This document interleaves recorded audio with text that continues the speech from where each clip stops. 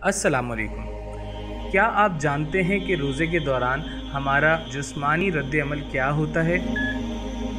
नाज़रीन, आज की वीडियो में हम बात करेंगे उन हेल्थ बेनिफिट्स की जो रोज़े की वजह से एक रोज़ेदार को नसीब होते हैं। पहले ही दिन ब्लड शुगर लेवल गिरता है, यानी खून से चीनी की मिकदार कम हो जाती है, धड़कन सुस्त पड़ जाती है और ब्लड प्रेशर कम हो जाता है। हमारे आसाब जमा शुदा ग्लाइकोजन को आज़ाद कर देते हैं, जिसकी वजह से जिस्मानी कमज़ोरी का एहसास उजागर हो जाता है। जहरीले मादों के सफाई के पहले मरहले में नतीजतन सर दर्द, चक्कर का आना, मुंह बदबूदार हो जाता है और ज़ुबान पर मवाद जमा होना शुरू हो जाता है। तीसरे से 7वें रोज़े तक पहले ही हफ्ते ग्लूकोज में तब्दीली वाक़ई होती है।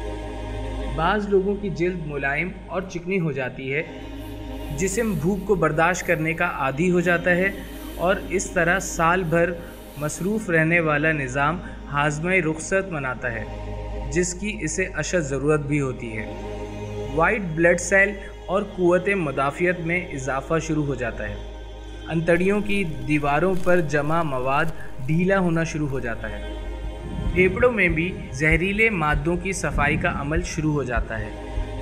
8वें से लेकर 15वें रोज़े तक आप पहले से तवाना महसूस करते हैं, दिमागी तौर पर चुस्त और हल्का महसूस करते हैं। हो सकता है पुरानी चोट और ज़ख़म आपको महसूस हो, इसलिए कि आपका जिस्म अपने दिफा के लिए पहले से ज़्यादा मजबूत हो जाता है। जिस्म अपने मुर्दा या कैंसर शुदा सेल को खाना शुरू कर देता है, जिसे अमूमी हालात में कीमोथेरेपी के ज़रिए मारने की कोशिश की जाती है। इसी वजह से खलियात से पुरानी तकलीफ़ और दर्द का एहसास निस्बतन बढ़ जाता है। आपके आसाब और टांगों में थोड़ा तनाव बढ़ जाता है। ये क़ुव्वत मुदाफ़ियत की जारी अमल की निशानी है। रोज़ाना नमक के गरारे आसाबी तनाव का बेहतरीन इलाज है। 16वें से 30वें रोज़े तक जिस्म पूरी तरह से भूख प्यास बर्दाश्त करने का आदी हो जाता है। आप खुद को चुस्त और चाको चौबंद महसूस करते हैं। इन दिनों आपकी ज़ुबान बिल्कुल साफ़ और उस पर सुर्खी माइल हो जाती है। सांस में भी ताजगी आ जाती है। जिस्म के सारे जहरीले मादों का ख़ात्मा हो जाता है।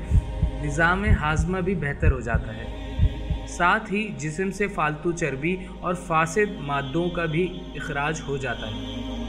बदन अपनी पूरी ताकत के साथ अपने फ़राइज़ अदा करना शुरू कर देता है।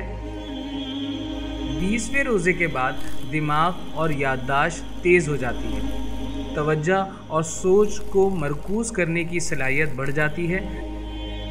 बिलाशुबा बदन और रूह तीसरे अशरे में भरपूर परफॉर्मेंस देता है। बेशक रोज़े अल्लाह ने हमारी भलाई के लिए ही हम पे फ़र्ज़ किए हैं, और देखिए रहमत इलाही कि इसके अहकाम मानने से दुनिया के साथ साथ हमारी आखिरत भी संवर जाती है। मालूमात अगर काम की लगी हो तो इसको शेयर करना मत भूलिएगा। इसी के साथ इजाज़त दीजिए। देखते रहिए सीना से बात।